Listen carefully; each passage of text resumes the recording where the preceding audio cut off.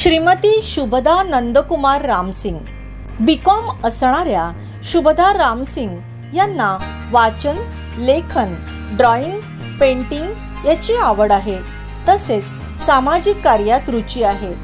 पुण्याच्या ज्ञानप्रबोधिनी अंतर्गत संवादिनी नावाच्या उपक्रमाचे गेली 10 वर्षे त्या कोअर मेंबर आहेत. त्या उपक्रमात मुलांसाठी विकसिका घेणं, शिबिर भरवणं हे कार्यक्रम राबवले आहेत. महिलांसाठी मेडिकल कॅम्प भरवले आहेत. कथाकथनांचे कार्यक्रम, वेगवेगळ्या विषयांवर व्याख्यानांचे आयोजन केले. अवयवदानासाठीचा उपक्रम त्यांनी केला. संस्कार भारती ह्या संस्थेच्या कार्यकर्त्या म्हणून 15 वर्षे त्यांनी काम केले. मागच्या वर्षापासून मीरा भाईंदर संस्कार भारतीच्या त्या उपाध्यक्ष म्हणून त्यांच्याकडे दायित्व आहे. स्वरगंध या संगीताशी संबंधित संस्थेच्या गेली 14 वर्षे त्या कोअर मेंबर आहेत. ही संस्था भाईंदरमध्ये संगीताचा प्रचार प्रसार व्हावा म्हणून वर्षाला 2 कार्यक्रम विनामूल्य करते. उद्यान शालिनी फेलोशिप्स ह्या संस्थेतर्फे दरवर्षी 10वी नंतरचं 40 विद्यार्थिनींचं शिक्षण केलं जातं. त्यांच्यासाठी एक समन्वयक असतो.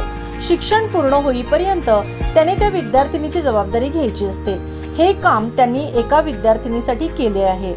दृष्टीजागर नावाच्या दिव्यांग लोकांसाठीच्या संस्थेसाठी कथा, कादंबरी, लेख वाचून रेकॉर्ड करून त्या पाठवतात. त्यांच्या दिवाळीत बनवलेल्या वस्तू भाईंदरवासियांना उपलब्ध करून देण्याचं मध्यस्थाचं काम त्या करतात.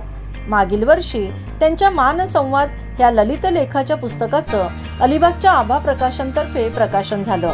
सन 2022 पासून महिला समन्वय समिती मीरा भाईंदरच्या त्या सहसंयोजक आहेत.